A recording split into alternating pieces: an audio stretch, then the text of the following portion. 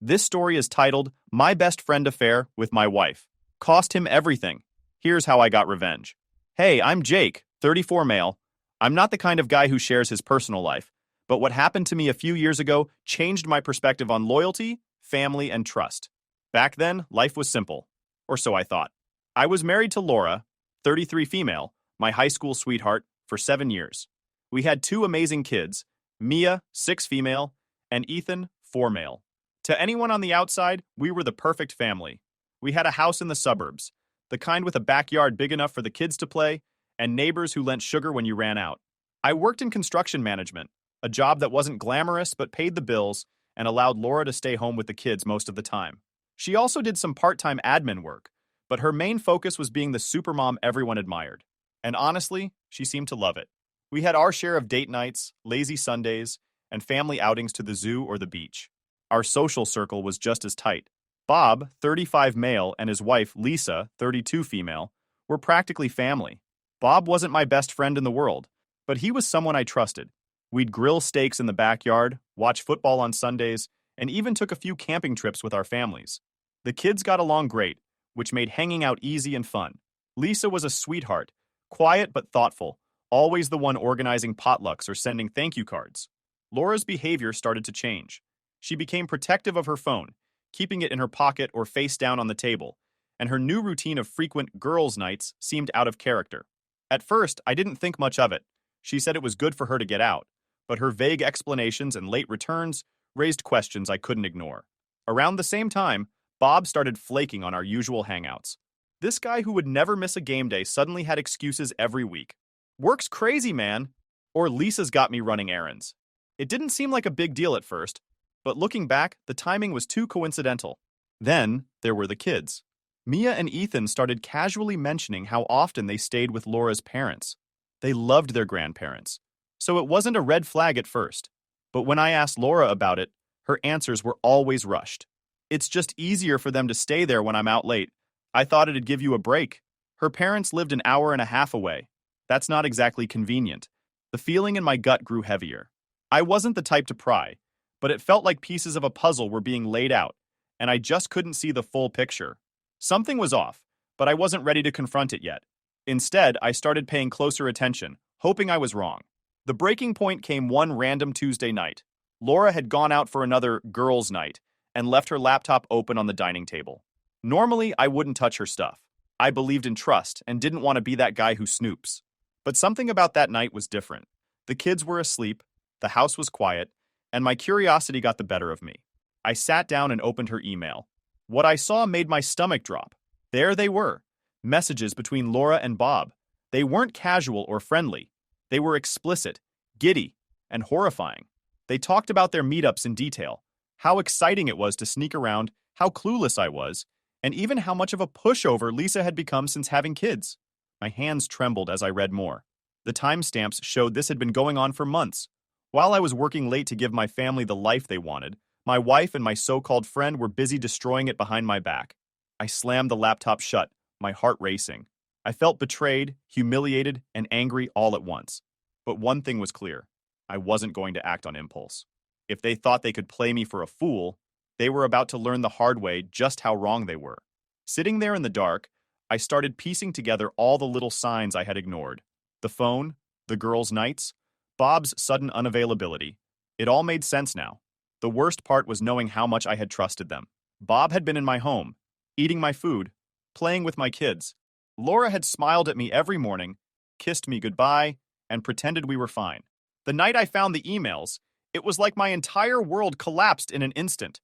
The words on that screen weren't just words.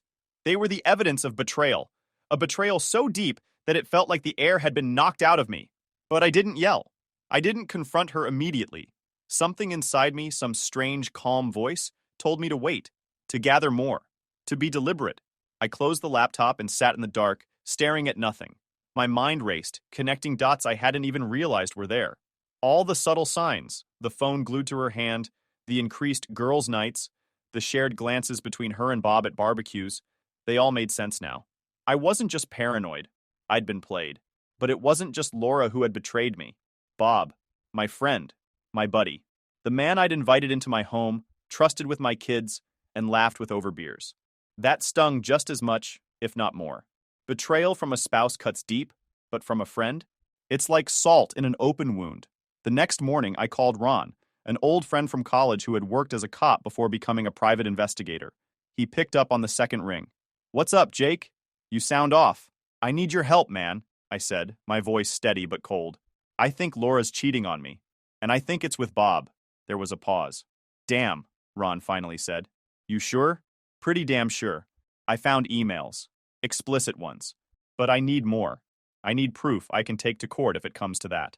Ron didn't ask any more questions. He just told me to forward him everything I had and promised to get to work. The next few weeks were hell. I had to pretend everything was normal, even as my insides twisted with anger and disgust.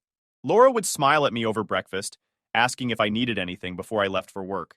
I'd force a smile back, my stomach churning at the thought of where she'd been or who she'd been with. Bob, meanwhile, had the audacity to keep acting like nothing was wrong. He'd text me about football games, send memes, and even suggest a guy's night out. It took everything in me not to tell him to go to hell, but I knew better than to tip my hand. One night, while Laura was out for another girls' night, Ron called me with an update. "I've been following them," he said. "They're not exactly subtle, Jake. I've got photos of them meeting at a motel twice last week.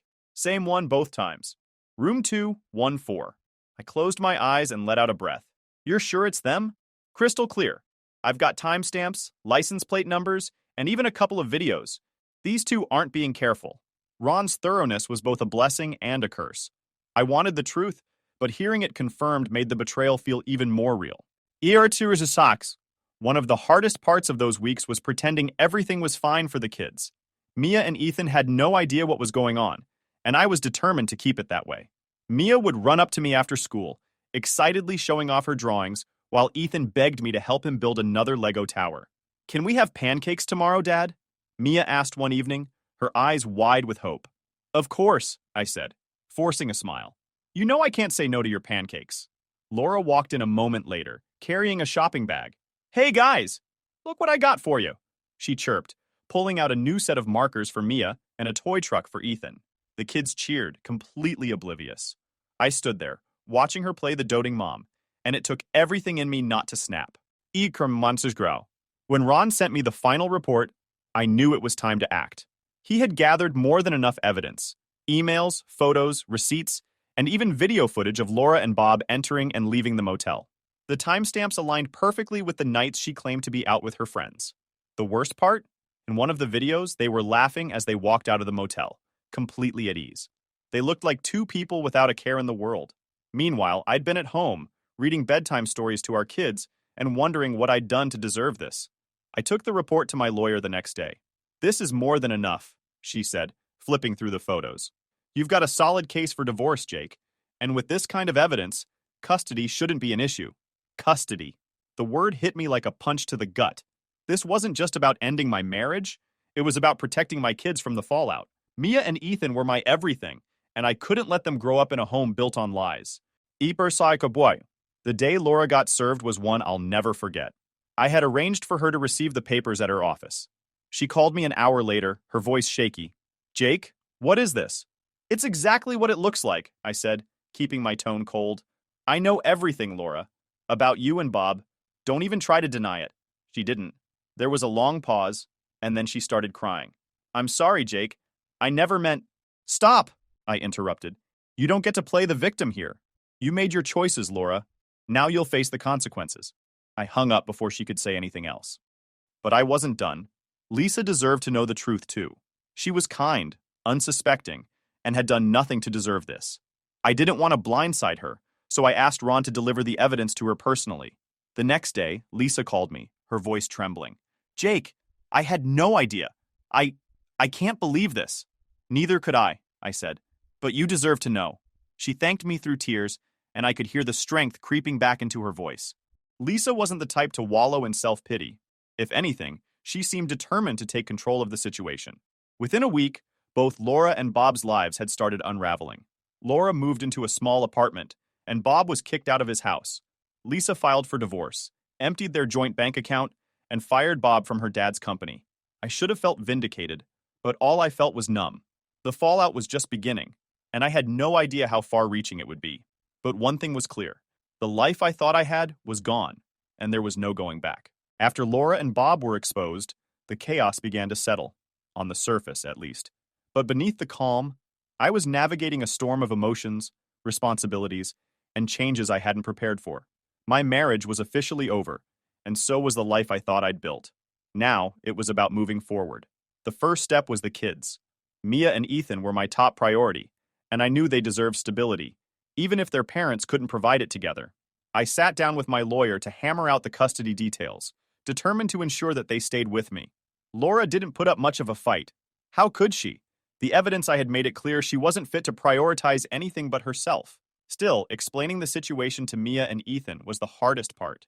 I spent hours talking with a child psychologist, trying to figure out how to break the news in a way that wouldn't shatter their little worlds. One Sunday morning, I sat them down on the couch, their favorite blanket draped over them. Ethan clutched his stuffed dinosaur, while Mia fiddled with her hair. "Hey, kiddos," I started, my voice softer than usual. "Mommy and Daddy need to talk to you about something important." Laura sat next to me, uncharacteristically quiet. She looked pale and exhausted, probably from nights spent in her new tiny apartment. I wasn't going to let her off the hook for what she'd done, but for this moment, it wasn't about us. "We love you both so much," I continued, "but Mommy and Daddy are going to live in different houses now. You'll still see both of us, but things are going to be a little different." Mia's eyes widened. "Why?" she asked. Laura hesitated, glancing at me, so I stepped in. "Sometimes grown-ups have problems they can't fix, but that doesn't change how much we love you." Ethan, too young to fully understand, just snuggled closer to me. Mia, though, looked between us, her little brows furrowed. "Is it because of the nights Mommy didn't come home?" My heart dropped.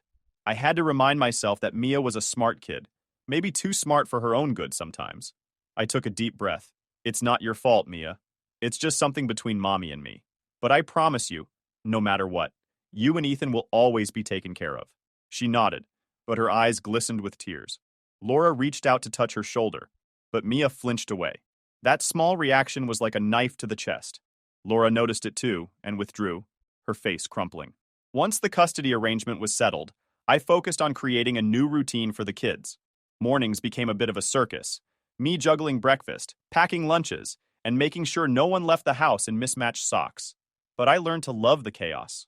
Mia started helping out, showing Ethan how to put his shoes on properly or reminding me to sign their permission slips. She was growing up faster than I wanted, but her resilience amazed me. The evenings were my favorite. After dinner, we'd curl up on the couch for movie nights or tackle giant Lego projects that Ethan always insisted on building bigger and better. Mia got into baking, and our kitchen soon became a war zone of flour and frosting. It wasn't the picture-perfect family life I'd envisioned, but it was ours, and I was determined to make it as happy as possible. Laura, on the other hand, was struggling. She'd gone from being a stay-at-home mom with part-time work to someone trying to rebuild her life from scratch. She moved into a cramped apartment on the other side of town, and her visits with the kids were awkward at best. Mia, still hurt and confused, barely spoke to her during their visits. Ethan, ever the innocent one, clung to her for a while, but even he seemed to sense something was off.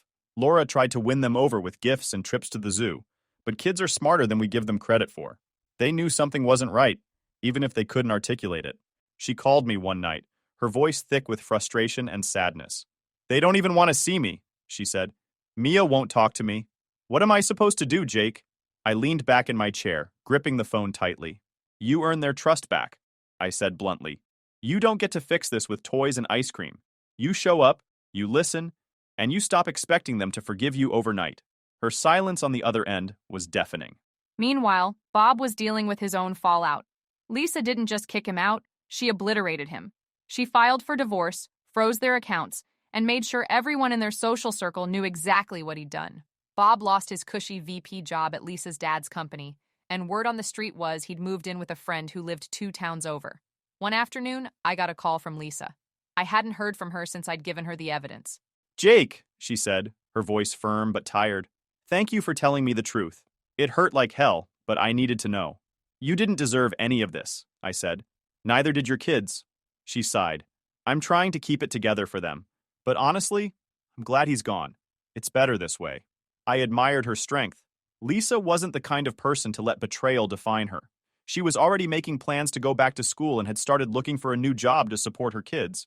As for me, rebuilding wasn't easy, but it was necessary. I started going to therapy, not just for myself, but for the kids too. I didn't want them to grow up carrying the weight of what had happened. My therapist, an older guy named Dr. Neil, helped me work through the anger and guilt that had been eating at me. "You're allowed to grieve, Jake," he said during one session. "This wasn't just the end of your marriage. It was the end of the future you thought you had." Those words stuck with me. For so long, I'd been focused on being strong for the kids that I hadn't allowed myself to feel the full weight of what had happened. But slowly, I started to let go of the pain and anger. Not for Laura or Bob. They didn't deserve my forgiveness, but for myself and my kids. All right, everyone, before we dive into the final update, I have a small request. We put a lot of effort into finding these incredible stories for you every single day, and your support means the world to us. If you enjoy our content, please consider subscribing to the channel. It really helps us grow and allows us to continue bringing you more amazing stories. Thank you. Now, let's move to the last update. Update! Hey Reddit, it's Jake again. I wasn't planning on posting an update, but I've gotten a few messages asking how things are going. And honestly, a lot has happened since I shared my story. So here's where things stand now. Life's better, but not without its complications. First, the good stuff. Mia and Ethan are thriving. Mia, now 8, has really leaned into her creative side. She's obsessed with painting and drawing, and her room looks like an art studio exploded. She even asked me to buy her a sketch pad, big enough for her biggest ideas. Ethan, 6, is still my little daredevil. He's into soccer now, and watching him on the field is both exhilarating and terrifying. That kid has no fear, which is great until he's sliding into someone twice his size. Our home is finally feeling like a sanctuary again. I've worked hard to create a space where the kids feel safe and loved, and while it's not perfect, it's ours. We still do our Saturday pancake mornings, and Friday nights are for movies. Ethan's been on a Toy Story kick lately, and I've seen Buzz Lightyear save the day more times than I can count. But it's not all sunshine and rainbows. Laura's still in the picture because, well, she's their mom. We have a custody agreement that gives her every other weekend with the kids, but let me tell you, it's been complicated. Mia, my little genius, is still holding on to a lot of resentment. She's polite when she's with Laura, but you can see it in her eyes. She hasn't forgiven her. And I get it. Mia's old enough to remember the nights Laura didn't come home, the tension in the house before the divorce. She doesn't say much, but when she does, it's sharp.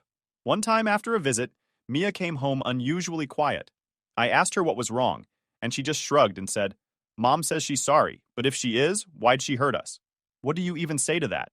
I tried to reassure her that people make mistakes, and that it's okay to feel upset, but it's hard. I don't want to poison their relationship, but I also can't erase what happened. Ethan's more forgiving. He's younger, so he doesn't fully understand the depth of what went down. He loves Laura, and always comes back from her place with stories about the fun things they did, going to the park, baking cookies, stuff like that. But even he has moments where he seems unsure. Recently, after a weekend with Laura, he asked me out of the blue, "Why doesn't Mommy live with us anymore?" I had to take a deep breath and remind myself to keep it simple. I told him, "Mommy and Daddy don't live together because we're better at taking care of you when we're apart. But we both love you so much."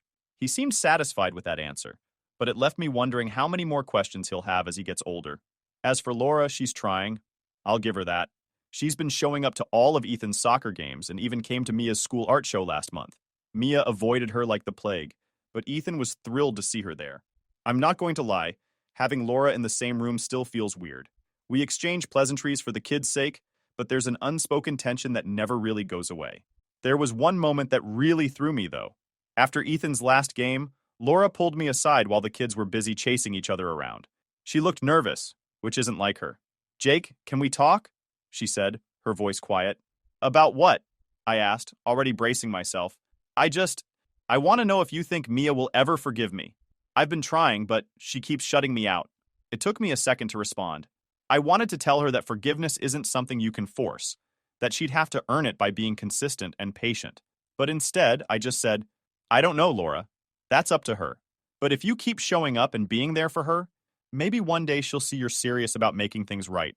She nodded, but I could tell it wasn't the answer she wanted. Ik sta voor higat.